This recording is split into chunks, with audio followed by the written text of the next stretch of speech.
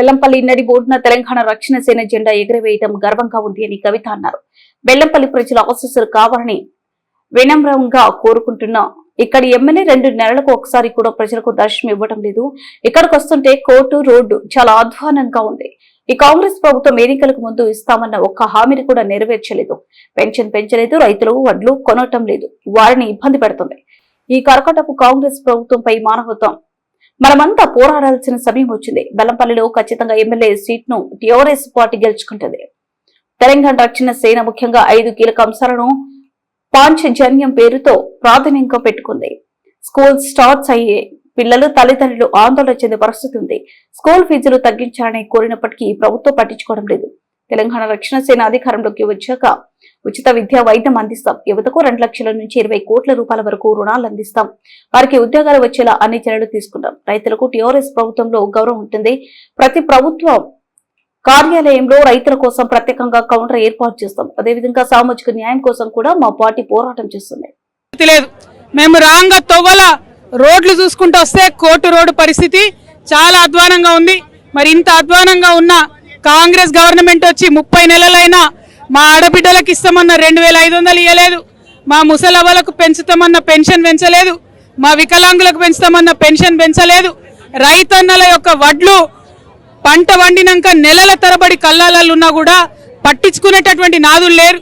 మరి ఇటువంటి కర్కోటకపు కాంగ్రెస్ ప్రభుత్వం నడుస్తూ ఉంది. కాబట్టి ఖచ్చితంగా మన ఇంటి పార్టీ తెలంగాణ ప్రాంత అస్తిత్వాన్ని పరిరక్షించేటటువంటి పార్టీ, తెలంగాణ యువతీ యువకుల పక్షాన నిలబడే పార్టీ, తెలంగాణ ఉద్యమకారుల పక్షాన నిలబడే పార్టీ తెలంగాణ రక్షణ సేనగా మీ ముందుకొచ్చింది.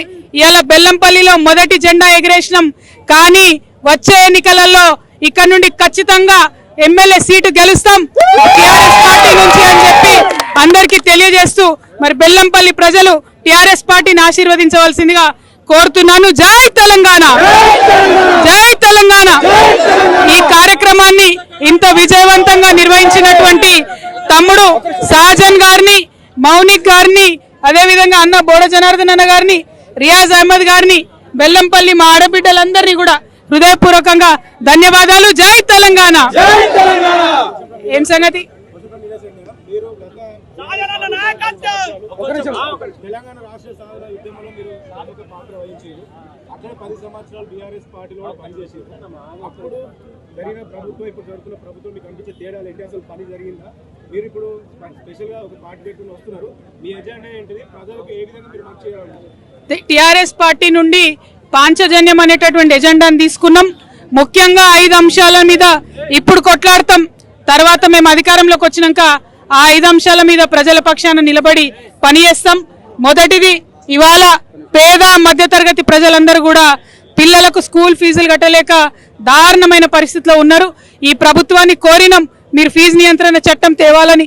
కేవలం ఈ రాష్ట్రంలో ఒక టీఆర్ఎస్ పార్టీ మాత్రమే ఫీజు నియంత్రణ చట్టం తేవాలని ఉద్యమాలు చేసినాం, రౌండ్ టేబుల్ పెట్టినాం, అనేక సార్లు ప్రభుత్వాన్ని కోరినాం. అయినా కూడా ప్రభుత్వంలో కదలిక లేదు. అందుకే చెప్తున్నాం, తెలంగాణ ప్రజలకు ఉచిత విద్య రావాలి. అది ప్రైవేట్ స్కూల్ అయినా ప్రభుత్వ పాఠశాల అయినా మా తెలంగాణ బిడ్డల మీద ₹1 భారం లేకుండా ఉచిత విద్య రావాలి, ఉచిత వైద్యం అందాలి. ఎంత పెద్ద రోగమైనా, ఏ ప్రైవేట్ హాస్పిటల్ అయినా ఉచిత వైద్యం అందాలి. మా యువ మిత్రులు ఇంతమంది ఉన్నారు, పక్కనే సింగరేణి ఉన్నది. ఏ ఒక్కరికి కూడా ₹1 ఇచ్చి ఏ ప్రభుత్వాలు కూడా పరిశ్రమ పెట్టుకోమని అడగలేదు.